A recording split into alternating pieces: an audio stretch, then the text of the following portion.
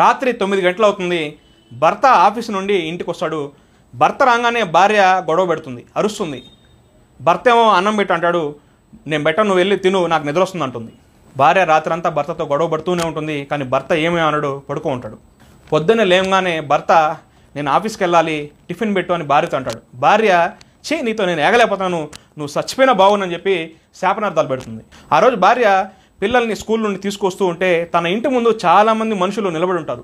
దగ్గరకు వచ్చి చూస్తే తన భర్త యొక్క శవం తన ఇంటి ముందు ఉంటుంది. ఆమె యొక్క భర్త యాక్సిడెంట్లో చనిపోయి ఉంటాడు. అది చూడంగానే ఆమె తన భర్త శవం మీద పడి ఏడుస్తుంది. బావా లేయి బావా, నీతో ఎప్పుడు నేను గొడవ పడను, ఇంకెప్పుడు నేను తిట్టని చెప్పి భర్త శవం మీద పడి ఏడుస్తూ ఉంటుంది. బావా నీకు ఆకలిస్తుంది అన్నావు కదా, అన్నం పెడతా లేయి బావా అని చెప్పి ఏడుస్తూ ఉంటుంది. చనిపోయిన భర్త ఎలా లేస్తాడు? అందుకే భర్తకి ఎప్పుడు శాపనార్థాలు పెట్టకూడదు. భర్త చనిపోయిన కొన్ని రోజులకి ఆమెకి జీవితం అర్థమవుతుంది. బంధువులందరూ దూరం అయిపోతారు. సమాజంలో కొంతమంది ఆమె వైపు చెడు దృష్టితో చూస్తారు.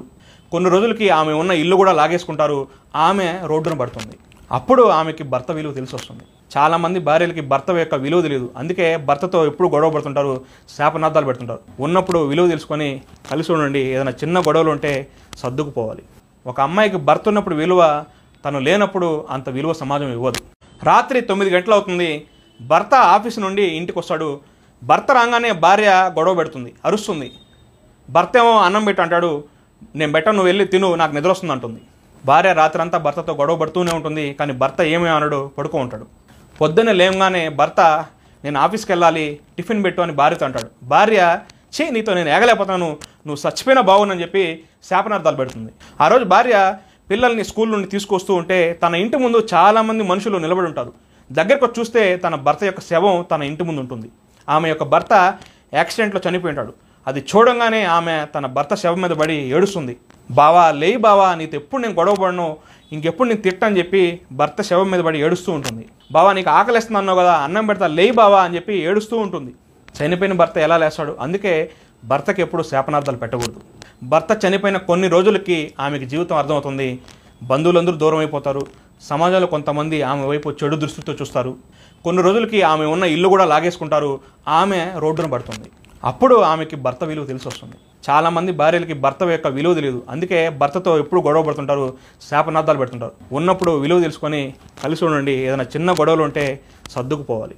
ఒక అమ్మాయికి భర్త ఉన్నప్పుడు విలువ, తను లేనప్పుడు అంత విలువ సమాజం ఇవ్వదు. రాత్రి 9 గంటలు అవుతుంది.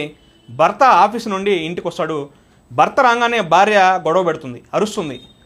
భర్త ఏమో అన్నం పెట్టి అంటాడు, నేను బెటర్ నువ్వు వెళ్ళి తిను, నాకు నిద్ర వస్తుంది అంటుంది. భార్య రాత్రంతా భర్తతో గొడవ పడుతూనే ఉంటుంది. కానీ భర్త ఏమీ అనడు, పడుకో ఉంటాడు. పొద్దున్నే లేవగానే భర్త నేను ఆఫీస్కి వెళ్ళాలి, టిఫిన్ పెట్టు అని భార్యతో అంటాడు. భార్య నీతో నేను ఏగలేకపోతాను, నువ్వు చచ్చిపోయినా బాగుందని చెప్పి శాపనార్థాలు పెడుతుంది. ఆ రోజు భార్య పిల్లల్ని స్కూల్ నుండి తీసుకొస్తూ ఉంటే తన ఇంటి ముందు చాలామంది మనుషులు నిలబడి ఉంటారు. దగ్గరకు వచ్చి చూస్తే తన భర్త యొక్క శవం తన ఇంటి ముందు ఉంటుంది. ఆమె యొక్క భర్త యాక్సిడెంట్లో చనిపోయి ఉంటాడు. అది చూడంగానే ఆమె తన భర్త శవం మీద పడి ఏడుస్తుంది. బావా లేయి బావా, నీతో ఎప్పుడు నేను గొడవ పడను,